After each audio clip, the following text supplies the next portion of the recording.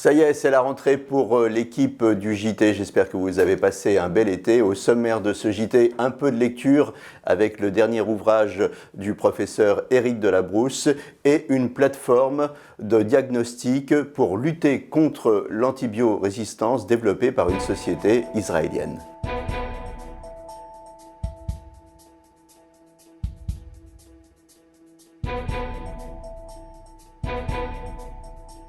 Alors, je suis avec le professeur Éric Delabrousse qui vient juste de publier la 3e édition de Scanner des urgences abdominales.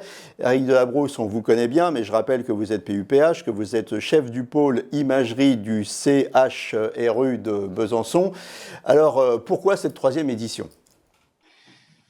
Bien, parce que déjà, les urgences abdominales, c'est un sujet qui reste énormément d'actualité, pour lequel les radiologues et les jeunes radiologues ont souvent besoin de se sentir soutenus, en tout cas d'avoir un support. Il ne faut pas oublier que les urgences abdominales, ça nécessite un diagnostic précis et que pour qu'une prise en charge adaptée, la plus rapide possible soit faite, et que l'imagerie, et au premier rang desquels le scanner, s'est imposé depuis quelques années. Donc le rôle du radiologue est devenu primordial, et on m'a demandé d'actualiser effectivement ce livre qui avait déjà bénéficié de 2 éditions, la première en 2004, avec un titre un tout petit peu différent, c'était TDM de l'abdomen aigu de l'adulte, puis ce TDM des urgences abdominales avec une 2e édition en 2009. Il était sans doute temps de l'actualiser pour plusieurs raisons. Cette édition, elle change à la fois sur la forme et sur le fond. On va parler du fond après, on va parler de la forme tout de suite. D'abord, je crois qu'elle est en couleur.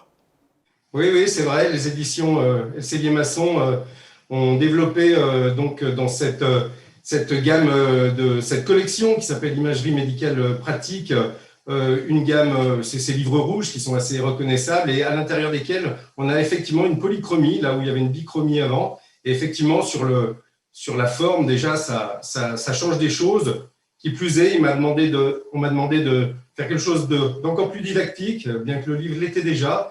Et donc, il a été intégré des encadrés pour traiter d'items clés à la fin de chaque sous-chapitre, de messages à retenir, ou encore d'encadrés intitulés « Bon à savoir », pour vraiment pointer du doigt les choses qui semblent importantes, pour en faire vraiment quelque chose de pratique et didactique. C'était le but. Donc sur la forme, des images qui, de noir et blanc ou bichromie, passent en couleur, des encadrés, des bons à savoir, enfin des tas de trucs. Sur le fond, des nouvelles images, quasiment un quart des images renouvelées. Oui, peut-être 30% des images qui ont été modifiées, changées pour plusieurs raisons. Certaines commençaient à dater et donc avaient une qualité scanographique qui sans doute pouvait mériter mieux, surtout que ces urgences, je les accumule en termes dans des archives, donc j'ai des images de plus en plus belles, et puis aussi parce que le scanner est devenu multiplanaire, et donc pour intégrer plus d'images en reconstruction multiplanaire, notamment coronale, qui sont des coupes qui sont aujourd'hui utilisées évidemment en permanence, des MIP, des reconstructions, qui permettent véritablement de montrer dans un livre quand même quelque chose qui n'est plus la simple coupe axiale scanographique, mais une imagerie moderne des urgences abdominales. Alors, je serais tenté de vous dire, à l'époque d'Internet, du digital, de la vidéo, pourquoi encore acheter un bouquin ? Alors, pour 2 raisons. Parce que je vous ai dit, la cible sont les internes, et les internes, effectivement, sont très webvores, sont très liés à Internet. Mais pour autant, et curieusement ou de façon intéressante, ils aiment bien avoir quand même un bouquin qui tient dans la poche, qui leur permet d'avoir référence certainement, mais aussi, et je vais vous dire quelque chose qui peut vous surprendre, quelque chose de contraphobique. Le fait d'avoir le petit bouquin dans la poche, ça les rassure quelque part, même si, au bout d'un moment, ils ont moins besoin de plonger dedans. Et ces images très typiques, en un clin d'œil, ils se disent « Ah oui, ça ressemble, c'est ça ». Et c'est ce que j'ai voulu. Des images parfaitement typiques, pas chercher le mouton à 5 pattes, mais pour qu'en un clin d'œil, on puisse se dire, bon là, pas se mélanger dans quelque chose d'encyclopédique. Et c'est peut-être le problème du net aussi. Pour rechercher quelque chose de très précis, parfois on est noyé dans beaucoup de choses, et au final, on n'arrive pas à trouver l'image typique qu'on cherchait. Là, on espère qu'elle est là-dedans. Je pense qu'elle est là-dedans. Donc, ce n'est pas une encyclopédie, ce n'est pas une Bible, mais c'est le guide pratique qu'on a dans la poche, toujours dans sa blouse blanche. Où est-ce qu'on peut se le procurer ? On peut se le procurer partout, pour ceux qui préfèrent les choses physiques, dans toutes les librairies dignes de ce nom, et puis évidemment sur le web, sur Internet, sur Amazon, Fnac, je ne vais pas tous les citer. Il y a un prix public de 69 €, il y a un prix unique du livre, donc c'est celui-là. Voilà. Je vous remercie beaucoup. Au programme aujourd'hui, on parle de l'antibiorésistance. Je suis en duplex avec Diana Benchour. Vous êtes en Israël. Vous travaillez avec l'université du Technion et vous développez une réponse au problème de l'antibiorésistance. Bonjour, merci pour cette invitation. Donc, en effet, chez Nanocinex, nous développons une plateforme de diagnostic, donc de dépistage des phénomènes de résistance de bactéries aux antibiotiques. Donc, l'antibiorésistance, c'est un problème majeur aujourd'hui qui a été déclaré par l'Organisation mondiale de la santé comme la potentielle prochaine pandémie, avec 700 000 morts l'année passée, 10 millions de morts prévus pour 2050. Donc, un des moyens de contrer cette pandémie, c'est donc la prévention et le fait de dépister tôt des phénomènes de résistance pour pouvoir donner aux patients le traitement antibiotique le plus adapté. Et donc, c'est la solution que nous apportons. Voilà, alors comment ça marche votre solution ?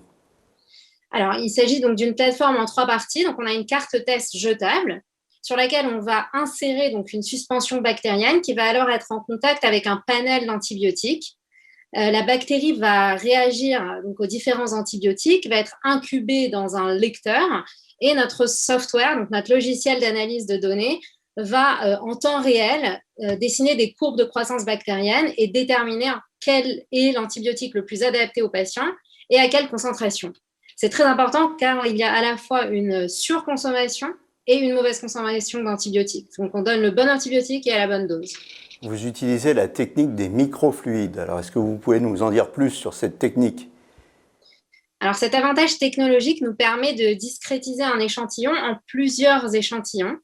Et donc, on a une centaine de nanopuits dans notre carte test qui nous permet d'avoir un énorme pouvoir statistique comparé aux solutions qui existent aujourd'hui qui vont donner un seul data point comparé à une centaine de data points avec notre solution. Les plus pour le médecin traitant, qu'est-ce que ça va être ? J'ai mon malade en face de moi et j'ai votre petite plateforme. Comment ça va fonctionner ? Donc, le médecin traitant va prescrire un test de laboratoire au patient et les avantages de notre solution vont être principalement la rapidité de résultats. On permet de délivrer des résultats en moins de 5 heures, donc c'est considéré comme le jour même et donc de traiter le patient plus rapidement et également la précision des résultats du fait de ces techniques microfluidiques et de cette multiplicité de données, donc d'avoir une réponse plus spécifique pour le patient. Alors, ça va être de traiter le patient plus rapidement, mais avec le bon antibiotique, en allant directement au bon traitement. C'est-à-dire que je ne vais pas essayer 1, 2, 3 traitements qui ne vont pas marcher, je vais aller directement au bon antibiotique. C'est ça le vrai plus. Alors, tout dépend de la situation. Dans des situations plus urgentes, on va dans tous les cas administrer un antibiotique à spectre large, donc empirique au patient. Et suite aux résultats de notre test, on va pouvoir affiner le traitement antibiotique. Donc, ça ne remplace pas la nécessité parfois de tester certains antibiotiques de premier recours pour adresser une infection plus rapidement. En tout cas, voilà une réponse à suivre au problème de l'antibiorésistance. Et comme vous nous l'avez dit au début, ça va être un problème majeur à traiter. Merci. Ce JT vous a été proposé par La Médicale. Retrouvez le JT de la radiologie sur l'application Smart & Care.